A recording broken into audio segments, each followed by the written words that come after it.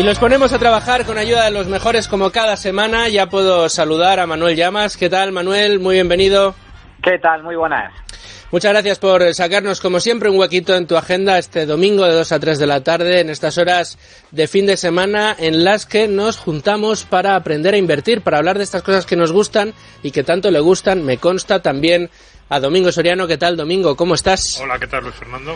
Bueno, pues muy bien, con muchas ganas de escuchar tu pizarra también en el día de hoy, en un día en el que, como cada domingo, también podemos saludar a Luis Alberto Iglesias. Luigi, desde Value School, ¿cómo estás? Pues muy bien, Luis Fernando, y encantado de estar con todos los amigos aquí. Bueno, pues el placer, como siempre, como cada semana, es nuestro, y más en un día como hoy en el que tenemos que saludar a dos amigos de Tu Dinero Nunca Duerme, al CEO de Finicens y al director de desarrollo de negocios también de Finicens, a Giorgio Semensato y a Felipe Moreno. ¿Qué tal? ¿Cómo estáis? Muy bienvenidos a Tu Dinero Nunca Duerme.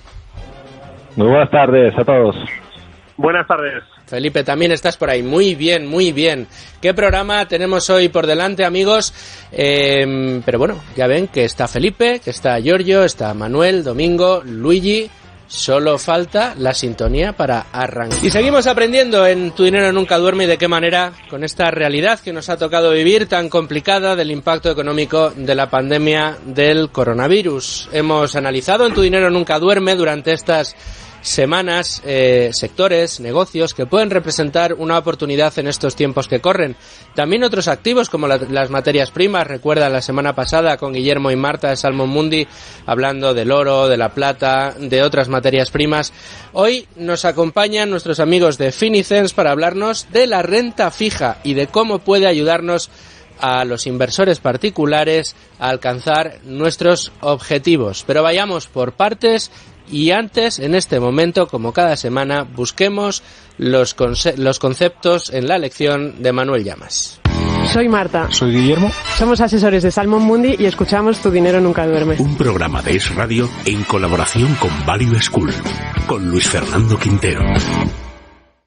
¿Quieres rentabilizar tus ahorros? Si piensas que la inversión requiere paciencia y disciplina, ponte en contacto con Equam Capital 91 755 69 74 o visítanos en equamcapital.com. Equam Capital.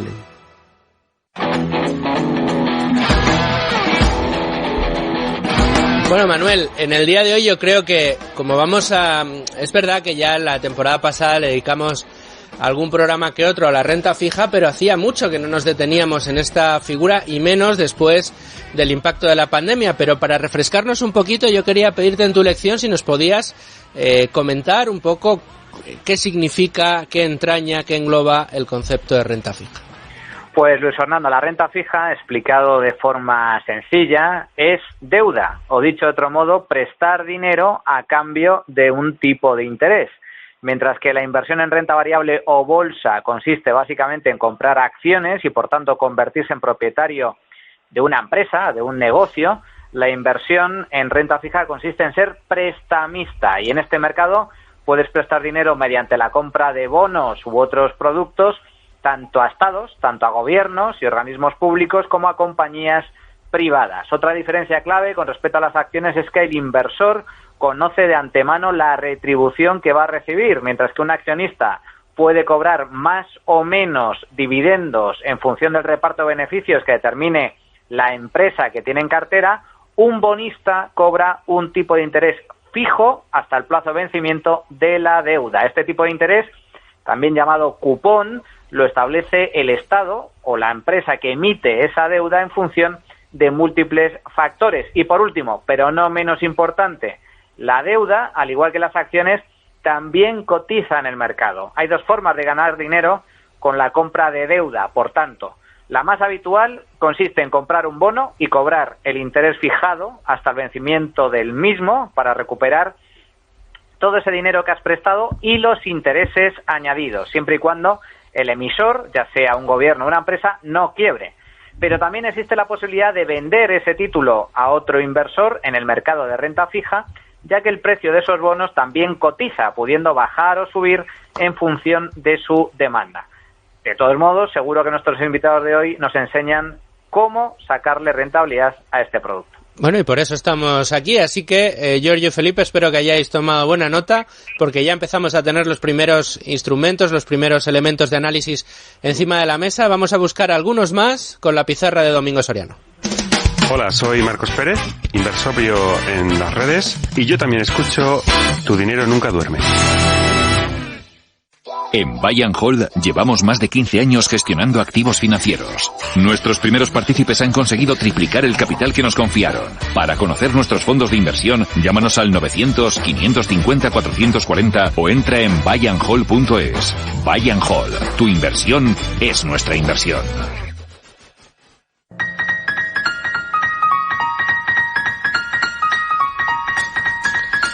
Bueno, Domingo, yo creo que hoy en la pizarra vamos a buscar algo sencillo. Si todos o una parte muy importante de nuestra audiencia, de nuestros oyentes, son inversores particulares, generalmente no profesionales, no avezados, que están aprendiendo casi con nosotros de la mano en qué consiste esto de la inversión y dónde están las claves para mejorar nuestra estrategia, yo creo que la pregunta es sencilla en el día de hoy, Domingo.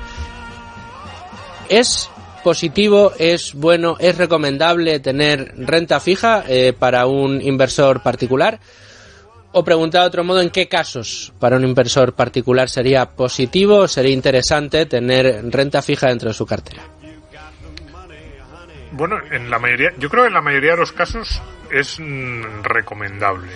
Diría la mayoría de los casos por una cuestión estadística. Yo creo que a la gran mayoría de los inversores tener una parte de su cartera en renta fija o en algún activo similar le puede ser interesante. Otra cosa es cómo escoger bien esa renta fija, que quizás sea ahora mismo el mayor problema. Yo creo que hay muchos inversores que ahora mismo tienen miedo. La renta fija, lo fundamental es que es fija, quiero decir que sabes lo que te va a pagar, y ahora estamos en un momento de enorme incertidumbre. Sobre todo yo creo que ahora mismo los inversores lo que deberían plantearse, lo que decía Manuel, esto es un préstamo, es decir, a quién le estoy prestando dinero, cuáles son las condiciones, qué tendría que ocurrir para que no me lo devolviera, pero yo creo que ahora es muy importante, a mí me gustaría que hablásemos a lo largo del programa, el tema del plazo.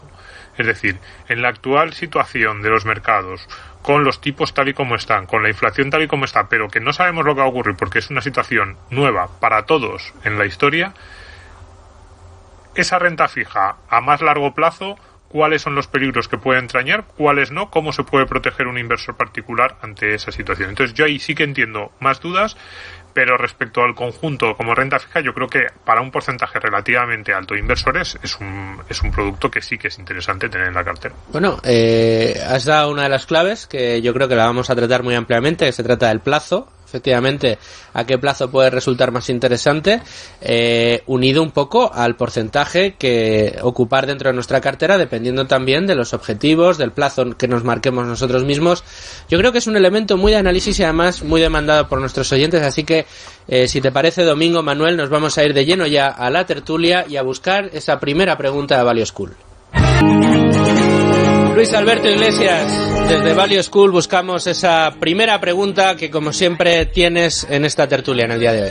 Bueno, pues vamos allá. Voy a conectar con lo que estaba hablando Domingo y la primera pregunta creo que va a ser para Felipe, me parece. Felipe, mira, me gustaría que nos explicases a los oyentes qué han aportado a las carteras de fondos de inversión que ofrecéis en Finicens a los partícipes, qué han aportado los fondos de renta fija en los que invertís este dinero de los partícipes, si un colchón contra volatilidad o un plus de rentabilidad hasta la fecha, ¿de acuerdo? Y luego, mirando a futuro, ¿qué es lo que se puede esperar de los fondos indexados en renta fija que tienen las carteras de Finicens en un próximo plazo de, pongamos, 6 meses? Pues bueno, en respuesta a tu pregunta, lo que aportan es mayor diversificación y ese amortiguador que muchas veces se comenta, que evidentemente la renta fija es capaz de aportar a una cartera que esté correctamente diversificada. Nosotros, en la distribución de los activos que tiene Finicens con más de 22.000 posiciones, utilizamos 3 fondos de inversión de renta fija. Son fondos de inversión a nivel global. Uno de ellos es un fondo de Vanguard, que es un fondo de bonos globales agregados. Otro es un bono de gobiernos europeos y otro es un fondo de bonos de empresas europeas.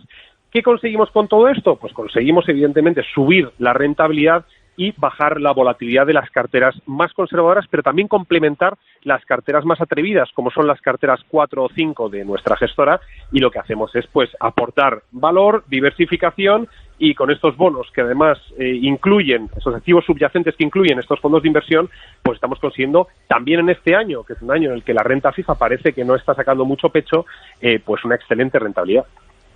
Manuel. ¿Cuáles son las ventajas o las principales ventajas que tiene la renta fija con respecto a la renta variable? Tanto para Giorgio como para Felipe va dirigida la pregunta, porque normalmente cuando se habla de renta fija, normalmente siempre se asocia al típico y tradicional perfil conservador de los inversores, pero yo no sé hasta qué punto esto realmente es así, puesto que, como bien estáis comentando, como bien acaba de explicar Felipe, digamos que la deuda, la renta fija, pues sirve también para diversificar carteras y, por lo tanto, para reducir el riesgo. Pero ¿cuáles las principales ventajas que tiene la deuda, que tienen los bonos con respecto a las acciones para que puedan ser consideradas como un activo a tener en cuenta? Pues si quieres empiezo respondiendo yo, Giorgio, pero evidentemente lo que vamos a tener en cuenta es la duración media del bono. Vamos a ver evidentemente qué porcentaje nos va a ofrecer a cambio de qué volatilidad, y luego pues un rating crediticio que es muy importante para que ese pagador que nos va a dar un cupón, que nos va a dar evidentemente una rentabilidad esperada sobre el tipo de activo, pues nos vaya a pagar, ¿no? Y esto creo que es también una parte importante. Duración, evidentemente, de la cartera. En nuestro caso, la duración media de la cartera está en 7,1 años, es decir, esa es la vida media de los bonos que utilizamos en la configuración de las carteras, y también, evidentemente, más del 30% de nuestros bonos son AAA, de los fondos de inversión indexados que utilizamos, que replican estos bonos, tanto globales agregados como de empresas y gobiernos europeos. El 30% está en AAA, luego en AA estaría un 23%, en A estaría un 21% y en BBB un 24%. Por lo tanto, estamos consiguiendo una calificación media de en torno A y con una gran exposición a activos de, pues excelente rating crediticio.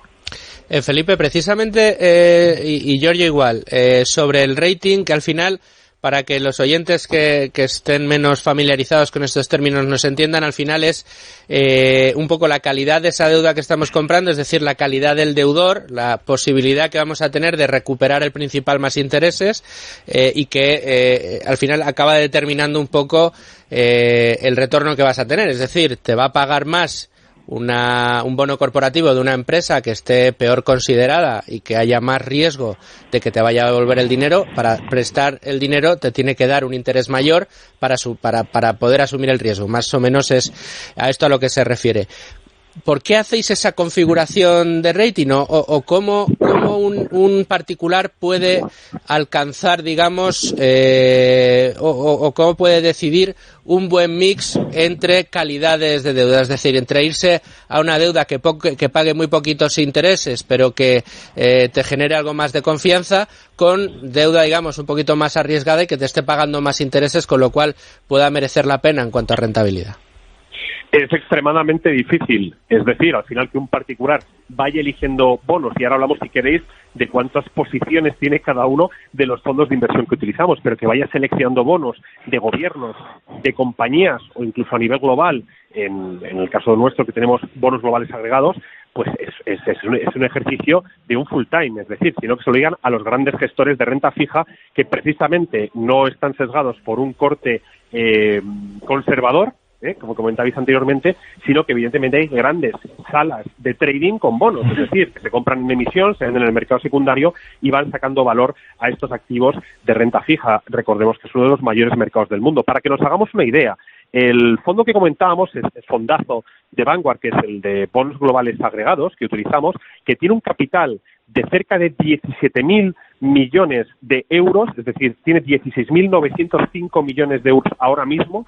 Estamos hablando que tiene 14.186 posiciones. Imaginaros la selección de 14.186 bonos con sus correspondientes duraciones, rating, cupón, para configurar una cartera. Por tanto, nosotros que creemos desde Fincest, nosotros creemos que sí, que puede haber muchas recetas para tener una tarta de limón. Pero a mí lo que me gusta es que me hagan la tarta. O sea, es decir, yo no puedo estar diciendo cuántos gramos de azúcar, cuánto limón, cuánta nata, cuánto... No, es decir, es mucho más sencillo. Si compramos un fondo que evidentemente nos exponga a este número, que son miles y miles de activos subyacentes, que evidentemente van entrando y van saliendo, con exposición evidentemente a gobiernos. El 59% de nuestros bonos que utilizamos en estos fondos de inversión son de gobiernos, el 27% corporativos, segurizados el 10%. Es decir, al final, un ejercicio para un particular de elegir un bono, esto no es acercarte a la sucursal del banco a comprar una letra del Tesoro. Ojo, cuidado que el mundo ha cambiado. Y evidentemente, cuando nos vamos a comprar al mercado, pues es mucho más sencillo, y por eso el grandísimo éxito de este modelo de fondos, y si no, que se lo digan a John Bogle, que aparte de sacar el primer fondo sobre el S&P 500 en su día, también apostó radicalmente por estos fondos indexados sobre índices alrededor de todo el mundo referenciados a la renta fija con activos subyacentes debajo. Giorgio, ¿compartes esta visión? Sí, totalmente. Además es importante resaltar que, como decías tú, Luis Fernando, pues hay decenas de miles de tipologías de emisiones de bonos, ¿no? Y no es lo mismo comprar un bono o una cartera de bonos, tal como hacemos nosotros a través de nuestros fondos indexados, que sean denominados grado de inversión, es decir, de calidad crediticia máxima, que comprar un bono que se denomina high yield, es decir, los llamados bonos basura, que sí te plantean una rentabilidad mayor, pero claro, pues el peligro de insolvencia y el riesgo es mucho más elevado, ¿no? Y no tan solo eso, existen riesgos inherentes que muchas veces no se toman en cuenta a la hora de elegir renta fija, que son, por ejemplo, los riesgos de liquidez. Es decir, que tú cuando vayas a querer vender, pues no haya nadie que quiera comprar ese bono porque es muy de poca calidad, con lo cual tú como inversor estás obligado a rebajar mucho el precio de venta para que alguien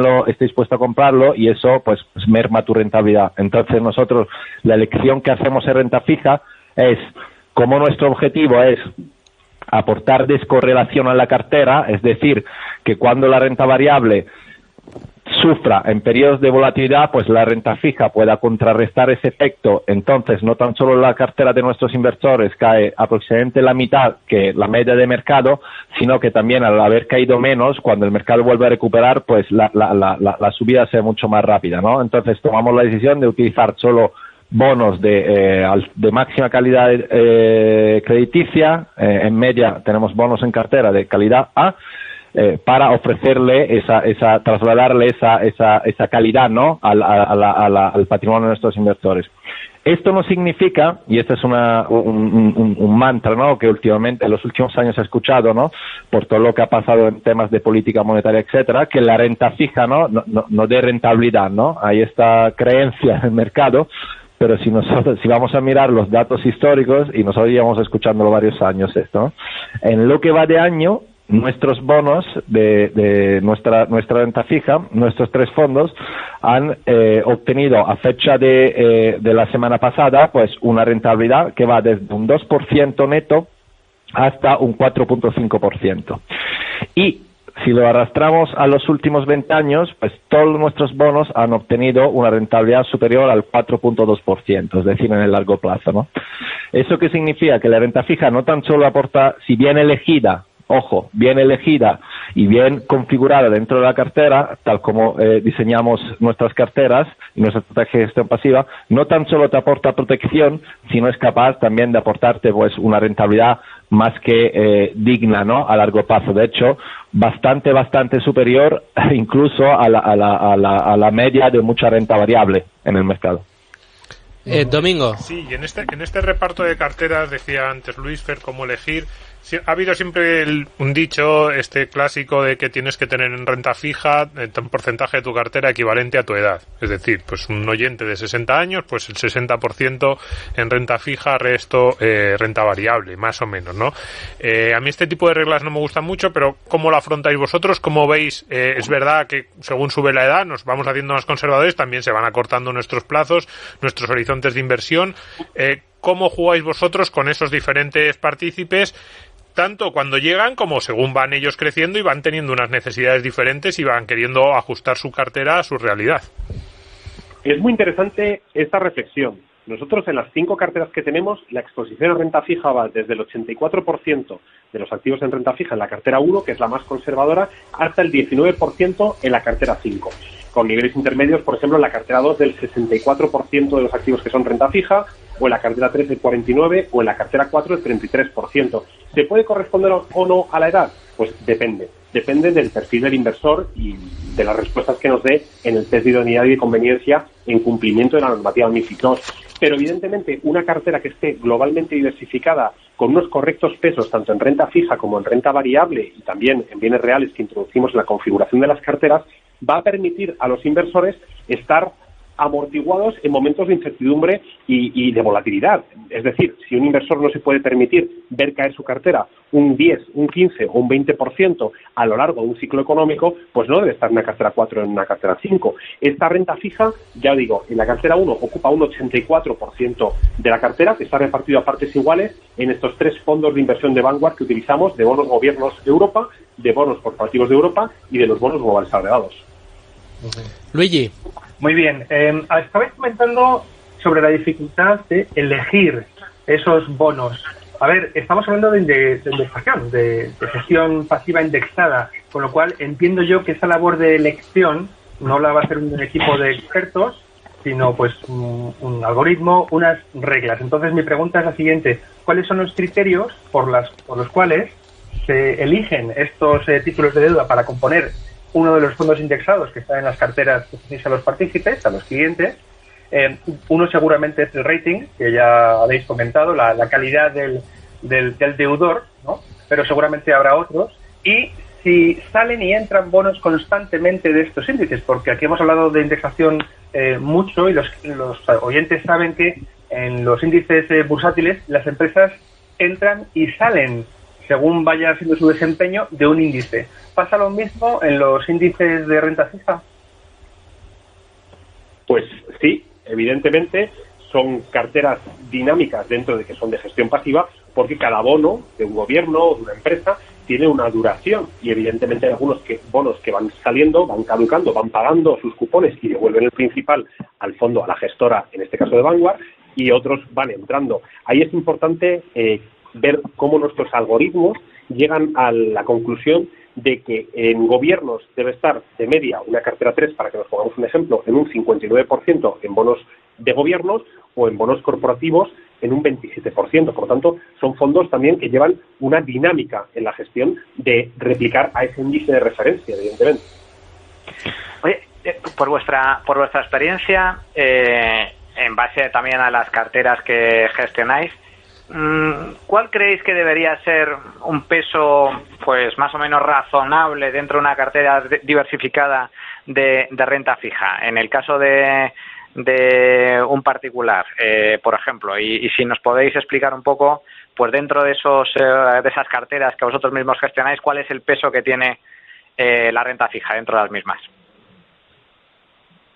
Pues sí, la verdad es que nosotros, como digo, depende del perfil del inversor, con 5 niveles de riesgo, vamos modulando el porcentaje de renta fija en cada una de las mismas. Puede haber un inversor que se sienta cómodo con un 49% de su patrimonio invertido en renta fija y que dentro de ese 49% va a tener un 16,3% en bonos gobiernos de Europa, un 16% en bonos corporativos europeos y un 16% en bonos globales agregados, y puede haber otro cliente que diga, oye, pues yo para gestionar mi patrimonio no quiero estar con más de un 20%, un 19% exactamente en bonos, en renta fija. Bueno, pues siempre la combinación, esto es importante. Nosotros en la propuesta de valor que acerca Finicens al mercado, a los inversores en España, siempre habrá un porcentaje, y un porcentaje significativo, en estos activos de renta fija.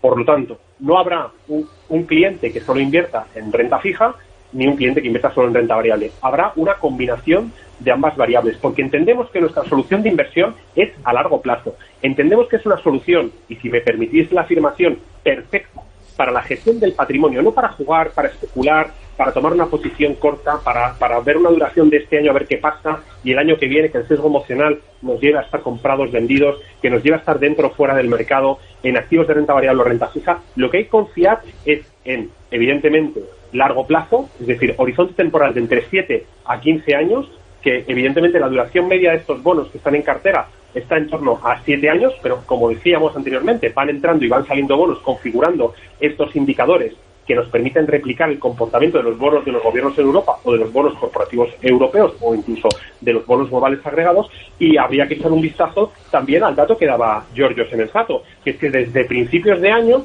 en un momento en el que la gente no ha prestado atención o la suficiente atención a la renta fija, vemos que bonos globales agregados lleva un 4,42%, prácticamente un 4,5% de rentabilidad desde principio de año. Esto nos está dando valor a todos los clientes, porque todos los clientes tienen comprados estos 3 fondos de inversión de renta fija. Correcto. Y Felipe y Giorgio, una pregunta un poco complicada, pero bueno. Para eso estamos aquí. Claro, para eso os invitamos. A las fáciles respondemos los periodistas, que hablamos de todo. Entonces, a las difíciles. Entorno muy complicado de tipos, lo que decíamos antes. Bueno, más que complicado, inédito. Nunca habíamos estado en una situación como de tipos de interés tan bajos durante tanto tiempo y que parece que se van a prolongar. En esta situación, hablando con algunos inversores que tradicionalmente han estado en renta fija, me muestran su preocupación. Me dicen, es que es un escenario nuevo, no sabemos lo que va a ocurrir desde el punto de vista de las rentabilidades, de los tipos de interés y también de la inflación, que está muy baja, pero de repente te puede subir y eso te afectaría mucho a la renta fija. ¿Vosotros cómo os planteáis esa construcción de la cartera? ¿Cuál es vuestra apuesta de lo que va a ocurrir en los próximos 8 o 10 años? ¿Creéis que el inversor particular tiene que estar preocupado de esto o es una cuestión en la que hay tanta incertidumbre que es casi mejor no meterse? Esto es muy buena pregunta, Domingo, y además es bastante frecuente últimamente, sobre todo la situación que estamos viviendo y sobre todo por un papel cada vez más activo que están tomando los bancos centrales, ¿no?, en los mercados y sobre todo el mercado de renta fija, ¿no? Es una situación muy inédita porque, como bien comentabas, por los tipos de interés, por la incertidumbre hacia la inflación y por este papel de los bancos centrales, ¿no? Es tan inédita y bueno, pues no es de ahora, ¿no? Lleva ya varios años estando ahí. Lo que pasa ahora con el COVID se ha ido haciendo todavía más aguda, radical, ¿no? Nosotros hacemos una reflexión, es decir, la renta fija en el largo plazo, en los años pasados, que también ha habido en los últimos 20 años otras 2 crisis, la crisis financiera de 2008, la crisis del dot-com en los años 2000, etcétera, etcétera, con lo cual ya hemos pasado momentos complicados, inéditos, ¿no? La renta fija da de una rentabilidad pues neta, pues superior al 4%, ¿no? Y de forma bastante consistente en los activos que tenemos en cartera. En un periodo más corto, aunque no nos guste mirar al corto plazo porque nuestra estrategia está orientada a largo plazo, pero bueno, en un periodo más corto, los últimos 3 años, nuestros 3 fondos como ejemplos de renta fija de calidad pues han dado entre un 2 y un 3,9% rentabilidad, es decir, una rentabilidad bastante superior a la inflación y bastante superior a la media de renta fija, ¿no? Ahora, la pregunta que va a ocurrir en el futuro, pues es muy difícil saberlo porque son tantas las variables que están interviniendo en el mercado de renta fija que aunque quisiéramos, que no queremos, ¿no?, hacer estos tipos de vaticinios por nuestra propia filosofía de inversión, sería muy difícil acertar. La realidad es que las grandes instituciones, los inversores han seguido comprando renta fija y muy probable que seguirán comprando renta fija, ¿no?, por las propiedades que hemos comentado, ¿no? Entonces, bueno, pues existen distintos riesgos de tipos de interés, riesgo de inflación, riesgo crediticio, sobre todo en momentos de fuerte estrés económico como el que estamos viviendo, donde la renta fija de menos calidad, si no es apoyada por una política activa de bancos centrales, pues produce quiebra, con lo cual pérdida total del capital para el inversor final, etcétera, etcétera. Pues todos esos riesgos que han existido también en el pasado, la renta fija ha demostrado que si es de calidad y bien diversificada, pues ha sabido paliar esas dificultades y a la larga pues ha producido tanto retornos muy superiores a la media y también, bueno, pues una protección efectiva frente a las caídas, ¿no?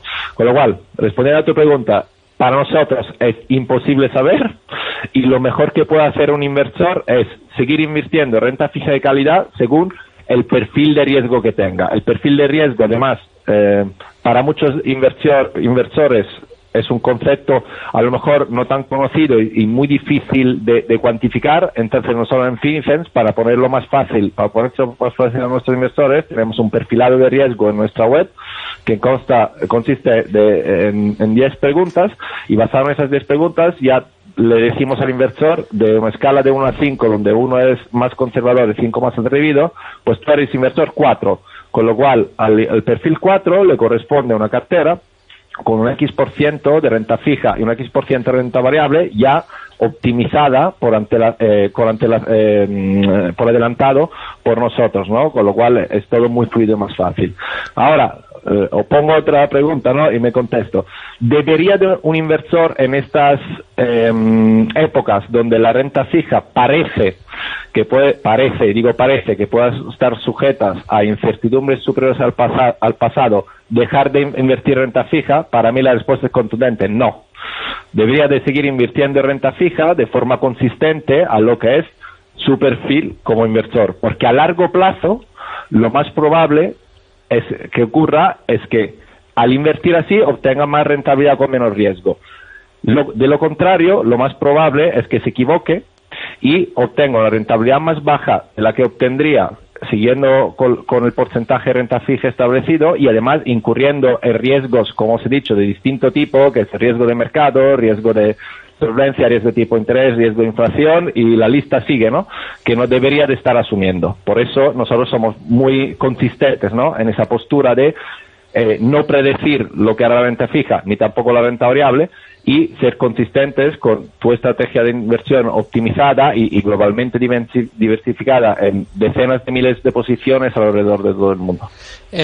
Giorgio, Felipe, como este programa llevamos a gala a tratar de ser muy didácticos y nos escucha público de toda clase y condición y que pueden tener mayores conocimientos de mercado y otros algo menos, a mí sí que me gustaría que nos explicarais siquiera brevemente cómo puede afectar. Hemos dicho ahora en la pregunta anterior que pues que estamos en un momento en el que los tipos de interés están artificialmente o digamos extraordinariamente bajos, que no se habían visto hasta ahora, incluso tipos de interés negativos. A mí me gustaría que nos explicarais cómo influye esto precisamente en una estrategia en renta fija, o qué podría pasar, que sería otra manera de preguntarlo, si de repente la inflación subiera mucho o si estos tipos de interés volvieran otra vez a subir y los bancos centrales los subieran de una manera que no se espera, al menos en el corto plazo, pero es una incógnita en el medio y en el largo. ¿Cómo puede influir a la inversión en renta fija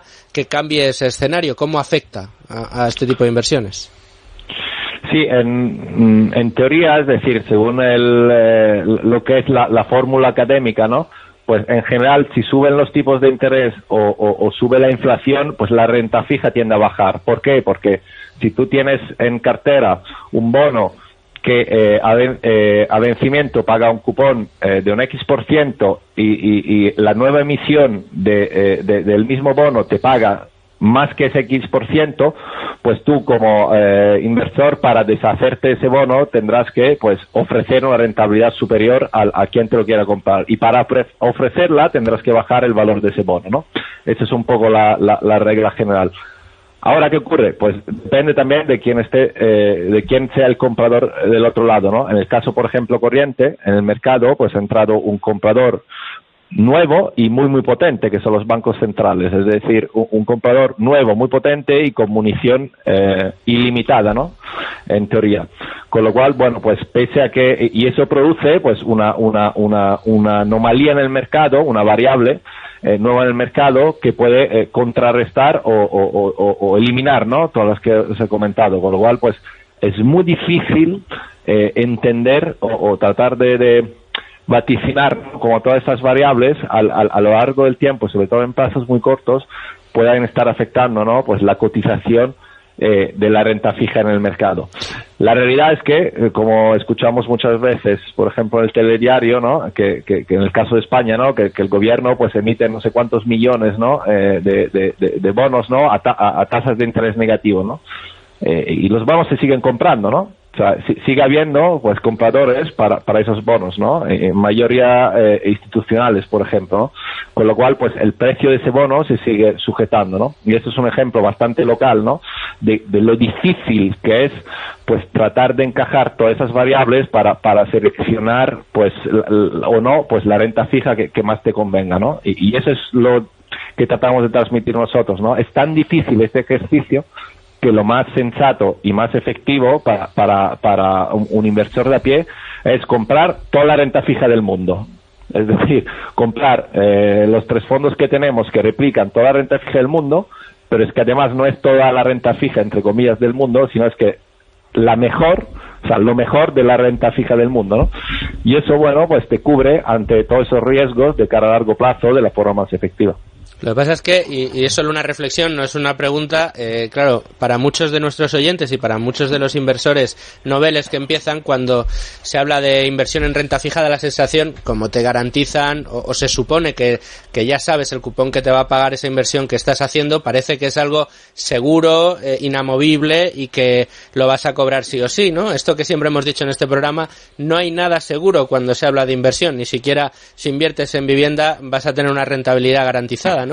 Pues con todas estas variables que estamos poniendo encima de la mesa, que yo creo que hoy estamos aprendiendo muchas cosas, pues nos da un poco la perspectiva de que efectivamente no deja de ser una inversión que también entraña sus propios riesgos.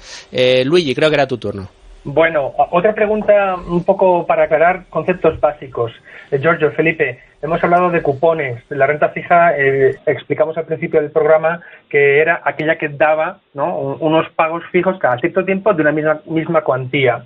Los inversores en renta fija, en fondos de renta fija, en carteras como las que ofrecen Finicens, por aclarar, no deben esperar pagos de ningún tipo durante la duración de su inversión. Es decir, ellos no van a cobrar esos cupones, ni tampoco van a tener que hacer declarar por esos ingresos ninguna declaración de impuestos ni nada. Eso supongo yo, y aquí también lo podéis explicar, se reinvertirá en el fondo para comprar los siguientes bonos, entiendo. Eso es. Son fondos de acumulación, no de reparto.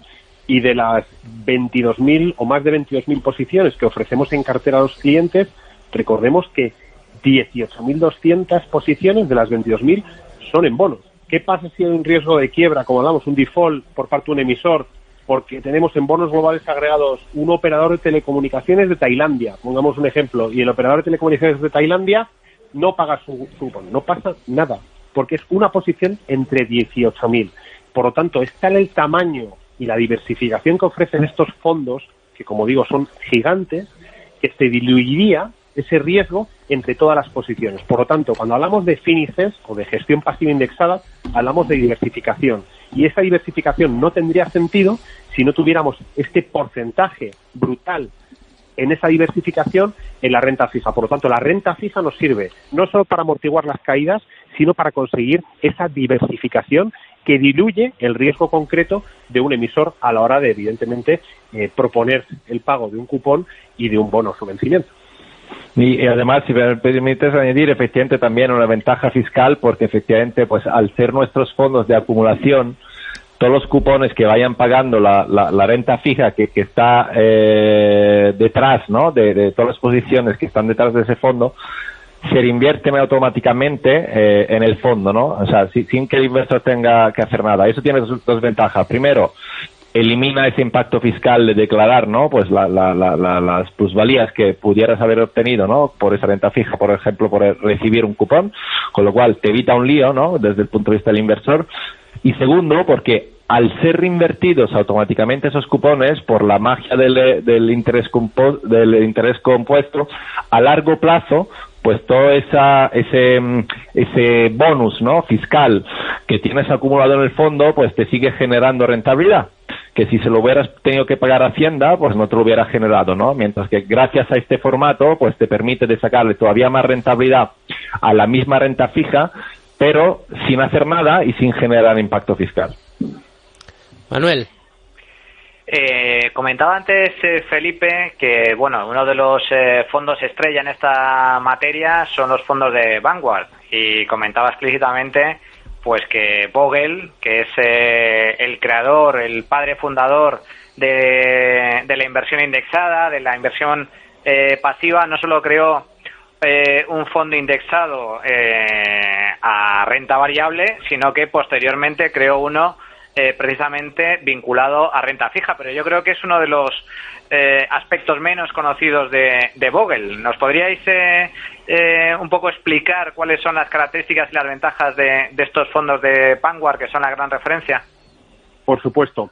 Mira, en España Vanguard para que nos hagamos una idea, comercializa 118 activos de renta fija, ¿vale? Entre fondos y ETFs. De hecho, número de fondos de inversión de renta fija que tiene Vanguard en España son 90 abiertos y ya están 6 cerrados. Y el número de ETFs que propone Vanguard para el mercado español son 22.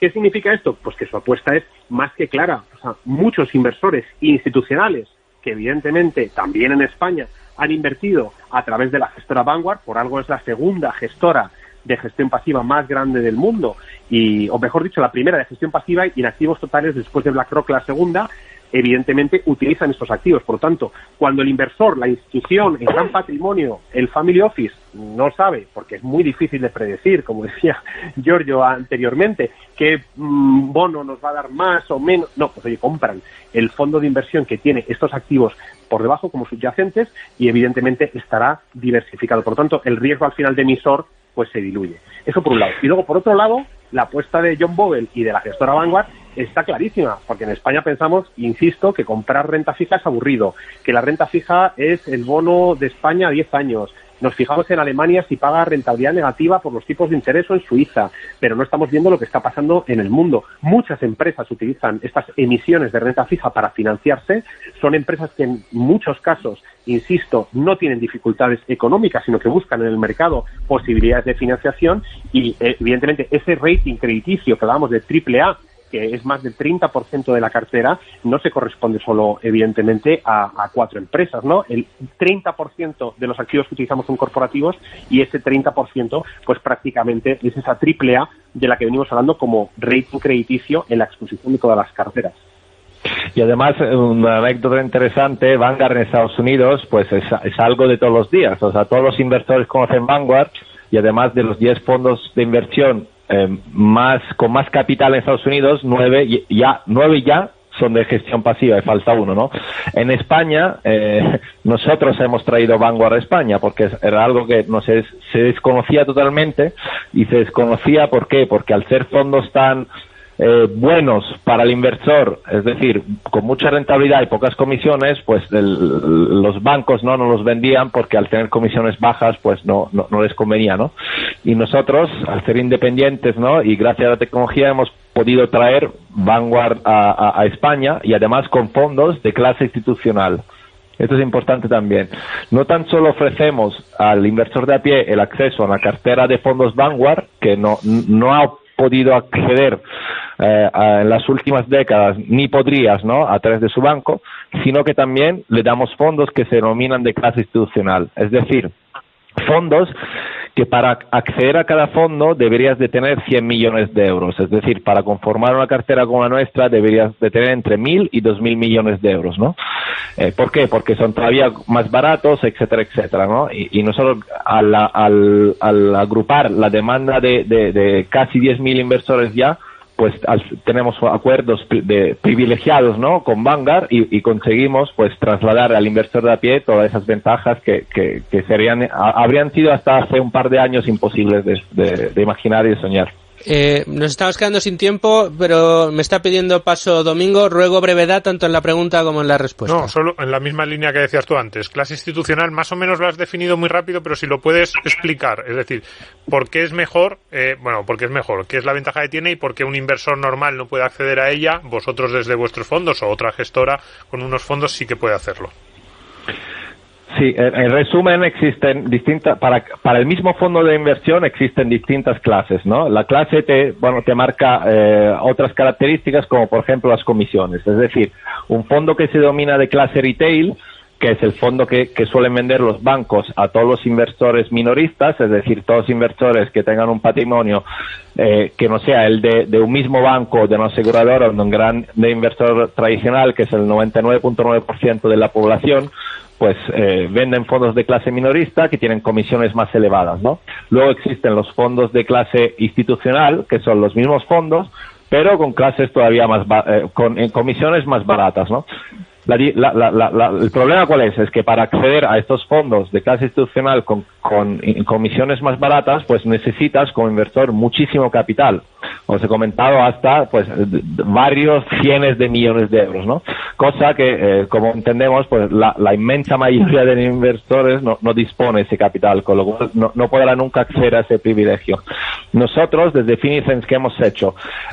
Al agrupar 10.000 inversores y al negociar acuerdos, digamos, directos, ¿no?, con gestoras de referencia como Vanguard, BlackRock, etcétera, pues conseguimos que cualquier inversor a partir de 1.000 euros, es decir, a partir de un importe muy bajo, puede acceder a través de Finicens a la clase institucional de todos esos fondos. Con lo cual, pues hemos eliminado esa barrera de capital para que todos los inversores puedan acceder a ese privilegio exclusivo que hasta ahora ha sido exclusivo, ¿no?, de las inmensas fortunas y de los grandísimos capitales, básicamente. Para formar parte del club de los grandes, entiendo, y de una manera asequible. Giorgio, nos estamos quedando ya sin tiempo. Gracias por esa explicación, gracias por todo. A mí me queda una cosa, Felipe, Giorgio, y es recordarle a todos nuestros oyentes que si se han perdido algún detalle del programa de hoy, siempre pueden volver a escucharlo gracias a los podcasts de Tu Dinero Nunca Duerme en todas las plataformas, Spotify, iVoox, Apple Podcast, en las plataformas de Radio, también en las de Value School, y por supuesto yo estoy convencido de que vosotros en vuestras redes sociales también recomendaréis este programa. Hay que recordarle a todos los oyentes que este programa, así como cualquiera de los demás que hemos celebrado, hemos emitido aquí en Es Radio a lo largo de estos 2 últimos años, siempre gracias al patrocinio de IG Market para los podcasts de Tu Dinero Nunca Duerme. Como digo, nos estamos enfilando ya a la recta final del programa y ahora, como llevamos haciendo las últimas semanas, vamos a abrir una pequeña ventana de libertad. Abrimos ventana de libertad, lo hacemos con la Universidad Francisco Marroquín de Madrid, como cada semana, y hoy con uno de sus miembros más destacados. Ella es emprendedora, es fundadora de Adventurist y además es profesora del Acton MBA de la Universidad Francisco Marroquín. Hablamos ya en Tu Dinero Nunca Duerme con Yael Oaknin. Creo que lo he pronunciado bien, Yael. Sí, así es. Muy bienvenida. Muchas gracias por atendernos en Tu Dinero Nunca Duerme. Muchas gracias a vosotros. Es un placer. Bueno, seguimos hablando de libertad, seguimos hablando de la Universidad Francisco Marroquín y en tu caso creo que es fundamental poder dar algunas pistas de lo que podéis enseñar a los chicos, a los profesionales que se quieren formar en esta universidad, en concreto en lo que tiene que ver con la financiación, el emprendimiento, las nuevas tecnologías y la inversión, o mejor dicho, el ser capaz de atraer inversiones a proyectos de futuro, a proyectos con escalabilidad y con mucho futuro. ¿Cuáles son las principales piedras de toque que tiene el mundo de la fintech en el día de hoy, Yael? Bueno, vamos a ver. Es una pregunta muy genérica. A ver cómo consigo sintetizarlo. Desde el punto de vista de alguien que está montando un negocio, es fundamental poder contar con los recursos necesarios para poder hacerlo bien. Si no, siempre se va a quedar a medias el proyecto. Entonces, el emprendedor tiene en su mente una idea y quiere llevarla a cabo, pero lo primero que tiene que hacer es medir bien cuántos recursos va a necesitar para poder llevarla a cabo y asegurar los fondos que le van a permitir hacerlo. Y para eso tiene que ser capaz de comunicarlo con claridad y ser atractivo a ojos de inversores, porque son esos inversores los que le van a poner el dinero para hacer realidad su proyecto. Yael, cuando ha salido esta conversación en alguna ocasión con otros profesionales, ya digamos talluditos, hay algunos que dicen, pero si sigue siendo el mismo problema de siempre, tú quieres hacer un proyecto y necesitas quien te lo financie. Esto sucedía incluso antes de los ordenadores y antes de la tecnología, pero la cosa, aunque en esencia sigue siendo lo mismo, algo habrá cambiado, ¿no? Ha cambiado mucho y cada día cambia más.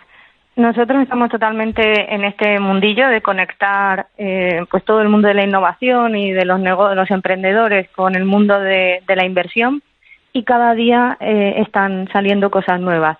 Hace unos años se puso muy de moda, por ejemplo, el crowdfunding, de manera que los emprendedores tenían ya fuentes alternativas para acceder a financiación. Tradicionalmente pues habían ido al banco para financiarse o a fondos especializados para financiarse, pero por ejemplo a través del crowdfunding podían acceder a una masa de particulares que también podían ayudar a estos emprendedores a hacer realidad sus proyectos, ¿no? Entonces, eso se llaman fuentes alternativas de financiación. Otras cosas que están cambiando muchísimo ahora mismo, nosotros también estamos trabajando en eso, todo lo que tiene que ver con la tokenización de activos financieros. Esto también está destinado a facilitar muchísimo la financiación de los proyectos. ¿Por qué? Porque hace la inversión mucho más atractiva a los inversores. Para que nos entiendan los que nos escuchan, Yael, la tokenización no es otra cosa que, digamos, introducir ese proyecto en el mundo blockchain. Bueno, en realidad lo que significa, desde luego la tokenización tiene que ver con, me refiero a tokenización en blockchain, pero tiene que ver específicamente con el mundo financiero en el siguiente sentido. Cuando un inversor pone dinero en un proyecto, digamos, como préstamo, por ejemplo, o como compra de participaciones sociales, voy a decirlo como préstamo. Imagina que tú le prestas 10.000 euros a un emprendedor, prestándole esos 10.000 euros tú a la vez estás adquiriendo un derecho, vamos a decir. El derecho a que ese emprendedor te devuelva esos 10.000 euros en unas condiciones de interés, en unos plazos, etcétera, lo que se pacta en el préstamo. Tokenizar en blockchain lo que significa es que ese derecho lo recoges en un token y lo pones directamente en las manos del propio inversor para que él pueda comerciar con ese derecho de una forma totalmente libre, sencilla, segura, rápida, eficiente, todo lo que da la tecnología blockchain. Entonces esto es un cambio completamente disruptivo en la inversión y está generando, bueno, es una gran tendencia a nivel mundial ahora mismo. De hecho, ha sido uno de los temas uno de los temas tratados, por ejemplo, en el Foro Económico Mundial de este año ha sido la tokenización de activos financieros, porque justamente permite a cualquier inversor tener en sus manos para comerciar con ello de forma totalmente libre y fácil todos sus derechos de propiedad sobre activos financieros, en particular los de inversión en empresas. Bueno, y por lo que veo, los alumnos de la Universidad Francisco Marroquín, tus alumnos en concreto, pues tendrán la suerte de tener toda esta información y manejar este tipo de estrategias de una manera sencilla y clara gracias a esas maravillosas explicaciones como la que nos has ofrecido en el día de hoy, Yael. Muchísimas gracias por atender a Tu Dinero Nunca Duerme en esta ventana de libertad de la Universidad Francisco Marroquín. Muchísimas gracias a vosotros. Bueno, y después de esta ventana de libertad, toca ponerle la guinda al programa de hoy. Lo hacemos con Value School, con Luis Alberto Iglesias y sus tradicionales recomendaciones. ¿Qué nos traes hoy, Luigi? Pues traigo 4 recursos. El primero de ellos es un artículo que ha publicado David Núñez en el blog de Quiet Investment con el provocador título, y atentos porque claro, están Giorgio y Felipe en el estudio, de La inversión indexada es una gran estafa y John Bogle un vendehumos. A ver, pero ¿esto qué es? ¿Esto qué es? No nos echemos las manos a la cabeza. Simplemente es un artículo que invita a que analicemos si tantos inversores españoles nos hemos indexado por los motivos adecuados o solo porque ha funcionado muy bien en los últimos años. Y ese quizás sea un motivo de los no adecuados. Así que tranquilos. El segundo de los recursos... Pero es para aprender, ¿no? O sea, aquí hemos dicho claro, que Bogle era el mayor filántropo o uno de los mayores de la historia. Ahora resulta que es una estafa. No es un vendehumos. Hay que leer a David Núñez, que lo explica muy clarito y efectivamente no es ningún vendehumos. Bueno, pues ya lo tienen en Twitter nuestros oyentes, pueden consultarlo ahí. El segundo de los recursos es un vídeo de Value School titulado Invertir en renta fija en un mundo de tipos negativos. Tuvimos una sesión de 1 hora y media con David Ardura, que es director de inversiones de GES Consult y responsable de los fondos de renta fija de la casa, donde nos explicó David qué debemos tener en cuenta para invertir en títulos de deuda en este entorno tan anómalo de intereses negativos. La tercera de las recomendaciones es una novela. Aquí no todo es ahorrar e invertir. El gran gestor de renta fija, Rafael Valera, de Buy and Hold, que ya ha estado en el programa en una o dos ocasiones, siempre recomienda esta novela cuando le dice algo a alguien, oye, ¿y algo sobre la vida real de los especuladores e inversores en renta fija? Les dice, léete El póker del mentiroso, de Michael Lewis. Así que tienen el enlace a Amazon para esa novela en el Twitter del programa. Y lo último que voy a recomendar hoy es, como no, el Value School Summer Summit 2020. Todos los vídeos, audios y presentaciones de diapositivas de todas las sesiones de lo que fue la escuela de verano transformada en Congreso Internacional Online de Value School este año ya están por fin disponibles para siempre, gratis y para todos, en Value Academy, la plataforma de e-learning de Value School. Pues ahí quedan esas recomendaciones a las que sumo los programas que hemos dedicado a la renta fija, como bien decías, con Rafael Valera y las anteriores que ya tuvimos, sobre todo en los primeros programas que tuvimos el año pasado y que yo creo que pueden ser muy interesantes para completar toda la información que se ha dado hoy. Gracias Felipe, gracias Giorgio por traernos este tema y por ilustrarlo también como solo vosotros lo sabéis hacer.